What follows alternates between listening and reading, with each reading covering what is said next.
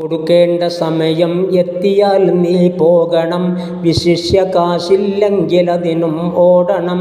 ലാനത്തു ചെയ്താണന്നു നീ കൊടുക്കുന്നത്, പിന്നെന്തിനാണോർക്കാതെ വെടി പറയുന്നത്?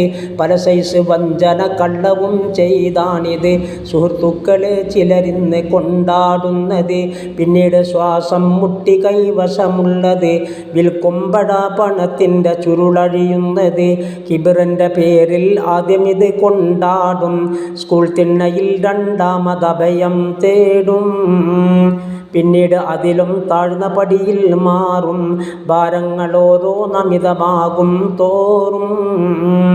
കല്യാണമെന്താ ഇത്ര ലളിതമിലായത്, പണ്ടത്തെ രീതിയിൽ മോടിയിൽ കാണാത്തത് എന്നുള്ള ചോദ്യം ഉണ്ട് പലരിൽ നിന്ന്. അതിനുത്തരം പറയുന്നു, തല ചൊറിയുന്നു. ഞാൻ പൊടിച്ചത് ആദ്യമായി കഴിച്ചൊന്ന്, ഇനി വേണ്ട മതി സമയമില്ലിതിനെന്ന്. ഇതുപോലെ പറയുന്നെങ്കിലും ഹക്കുള്ളത്, പണപ്പെട്ടി മുഴുവൻ വായുവാണെന്നുള്ളത്.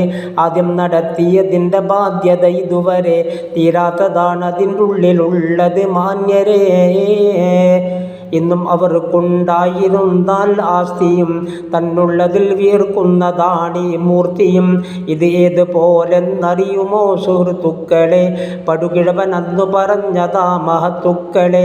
ഒരു യുവതി തന്നെ വിളിച്ചു വ്യഭിചാരത്തിന്, ഭയക്കുന്നു ഞാനിരയാകുമോ നരകത്തിന് എന്നും പറഞ്ഞ വയസ്സനും കൊഴിയുന്നത് ആർഭാടമാണിനി വേണ്ടെന്ന് പറയും പോലത്.